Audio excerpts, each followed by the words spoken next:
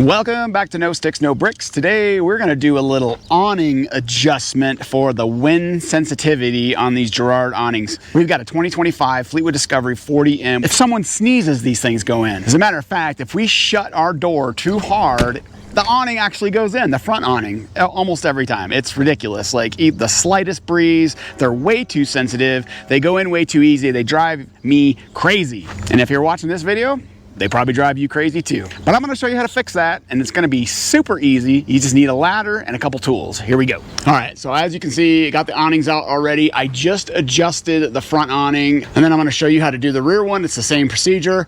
And what you're gonna wanna do is extend your awnings out, or get them to a position where you can actually access these leading edges out here, because there's a little wind box right up there. The little sensor is right on the edge of the awning on the outside. So your front one is located on there, and the rear one is located right there. This little box right here, this is your wind sensor. So the first thing I'm gonna do is I'm gonna unplug it so this thing's not going in and out on me while I'm trying to do these adjustments. So find the cord. There's the cord coming out.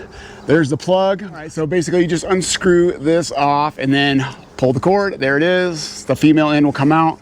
And now this is loose.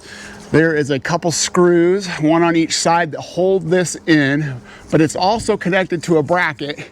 And as you can see right here, there's a screw that holds that bracket in. So the easiest thing to do is pop this screw here, because these two tiny little screws holding the actual sensor down are really hard to get to, especially that inner one. Trying to do this one-handed. So here's this screw. Let's pull this one. And then there's one more on the other side. So there, that one's pretty loose. And then you can see over here on this side, there's another one. Now on my front awning, it wasn't a Phillips screw that was holding these on, this bracket on. It was actually like a hex head. So just be aware, it might be something different. You might need a different tool than a Phillips screwdriver. Got those loose, the bracket comes out, and then the whole assembly comes out. And there is your wind sensor.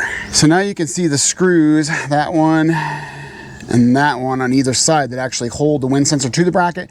So we're gonna have to remove those, but you can see as mine are really rusty, so you just gotta be real careful. I'm probably gonna spray some WD-40 on them and let them set for a couple seconds before I try to break those loose so we don't break the screws.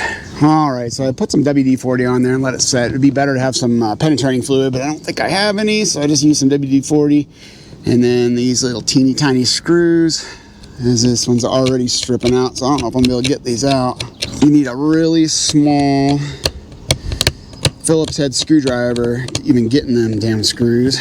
So after trying and trying, these screws just won't come out. I ended up popped them out by bending the railing that this sits on. As you can see, the screws are just completely rusted inside their nuts right there. So probably just 3M this down to the bracket instead. It doesn't really have to be screwed down. It's kind of tucked up on the inside of the awning anyway, so it's really not going to go anywhere as long as you got it secured somehow. So that's what I'll do. Now that we have access to the bottom of this wind sensor, you can see you got 4 screws, and those are the ones we're going to remove now.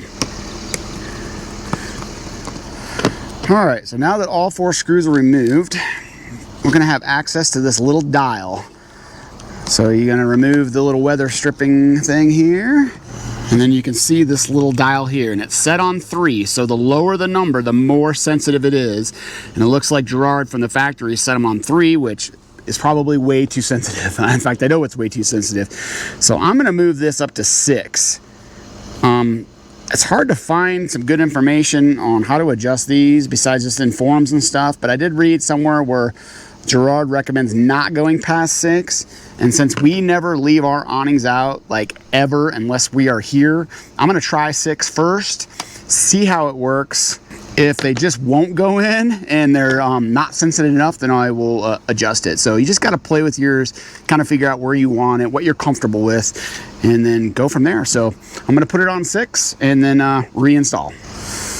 You just want to make sure when you do reinstall it that this weather seal is lined correctly so no water gets in there and fries your electronics. I'm going to go clean up this bracket and stuff and then remount this by 3M and then remount the bracket, plug it back in. Another quick piece of advice that I'm going to do is, since it does have my model number and everything on the bottom and this is buried, once I remount it, I'm going to go ahead and snap a picture of this bad boy. So that way if I do have to replace this later on, I don't have to disassemble it just to get to this part number. I already have it in my phone. As I'm sitting here right now messing with the rear one, the front one is holding strong and the wind did pick up, so the breeze has been moving it up and down a little bit, but not enough to be worried about. Typically it would have already went in by now and drove me crazy. But right now, so far so good. If things change and I need to make some different adjustments, I'll go ahead and update it down in the comments, so just make sure you're monitoring those if you have any more questions.